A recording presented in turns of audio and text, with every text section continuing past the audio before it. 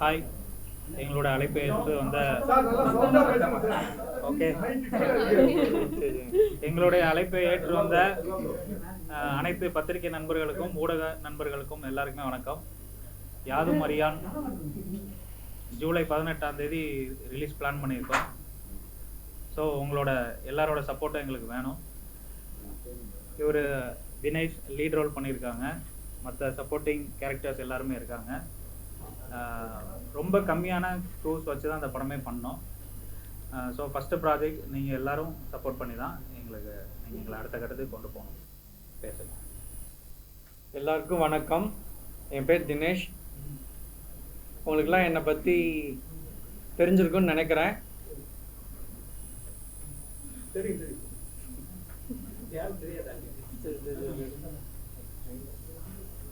நேற்று ட்ரெய்லர் நாங்கள் ரிலீஸ் பண்ணியிருக்கோம், நீங்களாம் பார்த்துருப்பீங்க. ஸோ அது அப்புறமா உங்களோட கருத்துக்களை சொல்லுங்க. எனக்கு இந்த மூவியில் எனக்கு ஒரு நல்ல ஒரு அருமையான ஒரு கேரக்டர் கொடுத்து எங்கிட்டையும் நல்ல வேலை வாங்கியிருக்காருன்னு தான் சொல்லணும். நாங்கள் எல்லாருமே ஒரு நல்ல ஒரு ஃபேமிலி மெம்பர்ஸாக அந்த ஷூட்டிங் டைமில் அவ்வளோ இதாக நாங்கள் ஒத்துமையாக இருந்து டைரக்டருக்கு நடித்து கொடுத்துருக்கோம். எனக்கு ஃபஸ்ட்டு இந்த கதையை சொல்லும்போது நான் கொஞ்சம் தயங்கினேன். இது என்னால் பண்ண முடியுமா, இதை பண்ண முடியுமா. அவர் கொடுத்த தைரியத்தில் நாங்கள் இவ்வளோ தூரம் உங்கள் கண்டினியூஸ்லி உங்களை நான் மீட் பண்ணுறதுல ரொம்ப சந்தோஷமாக இருக்குது. யாதும் அறியான் இந்த ட்ரெய்லர் எல்லாருமே பார்த்துருப்பீங்க. எல்லாருக்கும் பிடிச்சிருக்குன்னு நான் நம்புகிறேன். இந்த படத்தில் ஷாலுன்னு ஒரு முக்கியமான ரோல் பண்ணியிருக்கேன்.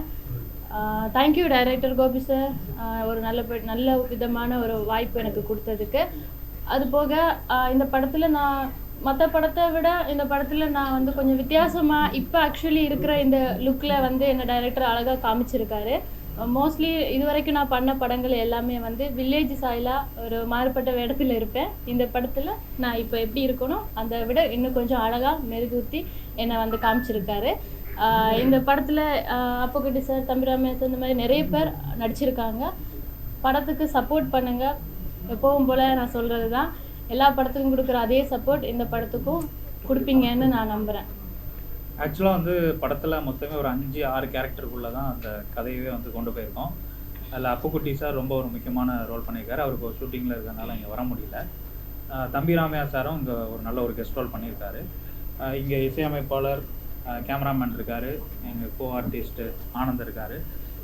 இவங்களை சுற்றி தான் அந்த மொத்த கதையுமே இருக்கும். ஸோ இந்த எக்ஸ்பீரியன்ஸே எங்களுக்கு ஒரு புது அனுபவமாக இருந்துச்சு. ஆனந்த் சொல்லலாம். ஆடியோ சொல்லலாம்.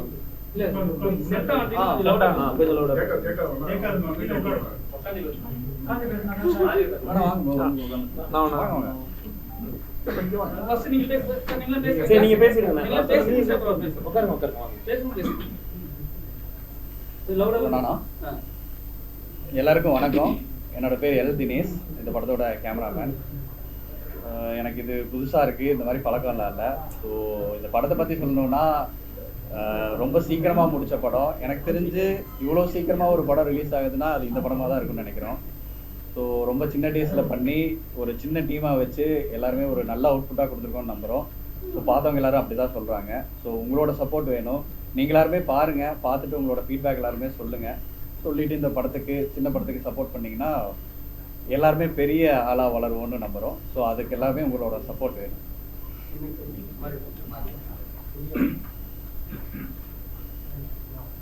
எல்லாருக்கும் வணக்கம். நான் தர்ம பிரகாஷ், மியூசிக் டைரக்டர், இந்த படத்தோட மியூசிக் டைரக்டர். இதுக்கு முன்னாடி வால்டர் குமரங்கள்ன்ற படம் பண்ணியிருக்கேன். இப்போ அடுத்ததாக இந்த படம் தான். உண்மையாகவே ஒரு நல்ல எக்ஸ்பீரியன்ஸு. அவருக்கு தெரியாது யாதும் அறியான்னு ஒரு டீம் வராங்க பார்க்குறதுக்குன்னு மட்டும்தான் அவருக்கு தெரியும். உள்ளே வந்ததுக்கப்புறம் தான் பார்த்தாரு. அதுக்கப்புறம் என்னையும் பார்த்தாரு, எல்லாரையும் பார்த்தாரு, எல்லாத்துக்கும் விஷ் பண்ணார். அங்கேயே உட்காந்து பாட்டையும் பார்த்தாரு, ட்ரெய்லரும் பார்த்தாரு.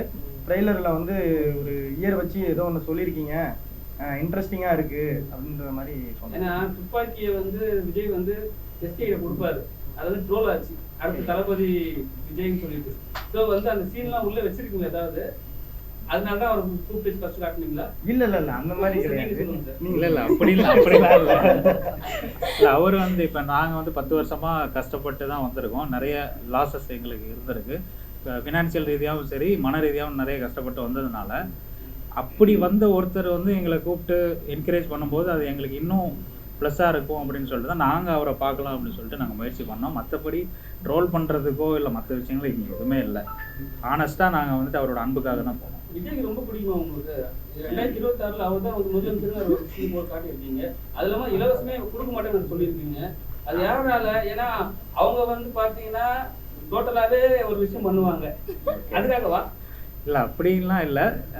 ஒவ்வொரு சிஎம்ஏ வந்து ஏதாவது ஒன்று புதுசாக பண்ணணும்னு நம்ம நினைக்கிறோம்ல, அப்படி அவர் வந்து புதுசாக பண்ணால் இந்த மாதிரி ஒரு விஷயங்கள் அவர் பண்ணான்னா நல்லா இருக்கும்னு சொல்லிட்டு ஒரு ஐடியாவாக தான் பண்ணோம். நீங்க நம்புறீங்களா சார்? நான் வந்து டேரக்டர் சொல்கிறபடி நடிச்சு கொடுத்துருக்கேன். இல்ல அந்த சீன் வரும்போது கண்டிப்பா உங்களுக்கு காட்டியிருப்பாங்க. காட்டியிருப்பாங்க. நான் கொஞ்சம் யோசித்தேன். அப்புறம் நான் இப்படி பத்திரிகையில் இருக்கேனே என்ன இப்படி கொஞ்சம் யோசித்தேன். அப்புறம் நான் வந்து டேரக்டருக்கு அடாப்ட் ஆகி சரி பண்ணுவோம், படம் தானே அப்படின்னு சொல்லி நானும் பண்ணிட்டேன். ஏன்னா நம்ம சேனல்ல கூட பாத்தீங்கன்னா அவருக்கு சப்போர்ட் தான் போட்டுருக்கோம். அகைன்ஸ்ட் எதுவும் போட்டதே கிடையாது. கண்டிப்பா. ஒருவேளை அந்த சப்போர்ட்ல பண்றீங்க? அப்படிலாம் இல்லை, அதாவது சப்போர்ட் அகேன்ஸ்ட்ங்கிறத தாண்டி அது நாங்கள் ஸ்டோரியாக எழுதும்போது அது 2026ல் நடக்க வேண்டிய ஒரு கதையாக முதல்ல போட்டிருக்கீங்க. 2026 நடக்கிறத நாங்கள் ஸ்ட்ராங்காக அவங்ககிட்ட ஒரு நம்பகத்தன்மையோட கொடுக்கணும் அப்படின்னா இப்படி ஒரு வித்தியாசமாக பண்ணலாம் அப்படின்னு ஒரு ஐடியா தான். டிஎம்கே வராதுன்னு முடிவு பண்ணிட்டீங்க. அப்படிலாம் இல்லை. இல்ல படம் வருதுன்னு முடிவு பண்ணியிருக்கோம். படம் வரலான்னு ஃபர்ஸ்ட் படம் முடிச்சு விட்டு போயிடாது. Actually நீங்க அதுல காட்டியிருக்கீங்க. இதெல்லாம் வந்துட்டு- வேற என்ன சொல்ல வரீங்க அதுல சொல்லுங்க. இல்லை அதுதான் அவர் ரெண்டு கனவு காட்டுறாரு, ஓகே. கனவு கூட அதுதான் வரணுமா? அதாவது ஒரு ஃபேன் பை மூமெண்ட்னு வச்சுக்கோங்களேன். இப்போ வந்துட்டு எல்லாருக்கும் எல்லா டேரக்டர்ஸுக்குமே ஒரு சினிமாவில் ஒரு அச்சீவ்மெண்ட்னா ஒரு படம் பண்ணணும், அஜித் வச்சு படம் பண்ணணும், விஜய் சார் வச்சு படம் பண்ணணும் இருக்கும்ல. அந்த மாதிரி எனக்கு ஒரு கனவு இருந்தது. ஒரு சில நாட்களுக்கு முன்னாடி பார்த்தீங்கன்னா 69வது படத்தோட அவர் அதுக்கப்புறம் நடிக்க மாட்டார் அப்படின்னு சொல்லிட்டாங்க. நான் வந்து என்ன பிளான் பண்ணால் இப்போ 67 68 போயிட்டு இருக்கு, ஒரு 80 90ல் பிடிச்சிருவோம் அவரை எப்படியாவது, அவ்வளோ கஷ்டப்பட்டு முன்னுக்கு வந்துடலாம் அப்படின்னு நம்ம ஒரு ஐடியா பண்ணிட்டு இருக்கும்போது படமே நடிக்கலைன்னா அப்போ எப்படி ஃபேன் பாய் சமம் பண்ணுறது, அப்புறம் நம்மளும் அட்லி மாதிரி என்னைக்கு ஆகுது அப்படின்னு ஒரு தாட் இருக்கும்ல. அப்போ சரி நடிகராக நடிக்கல, அப்போ ஒரு அரசியல்வாதியாக அவர் நம்ம படத்தில் வச்சிருவோம், ஃபஸ்ட்டு படத்தில் வச்சுருவோம். அப்போ எல்லாரும் ஒரு கூட்டம் எதிர்பார்க்குறாங்கல்ல, அந்த கூட்டத்துக்கான ஒரு விஷயமா நான் வச்சேன். ஆனா வந்து அந்த ட்ரெய்லர் பார்த்துட்டு டிவிகே ஃபேன்ஸா கொண்டாடுறாங்க. பாத்தீங்களா நீங்க? பார்த்தேன். பார்த்தோம். ஓகே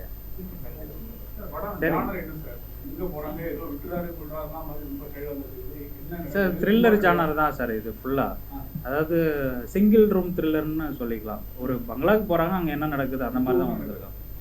இது கதைப்படி கொல்லிமலையில் நடக்கிற மாதிரி பிளான் பண்ணி வச்சுருக்கோம் சார்.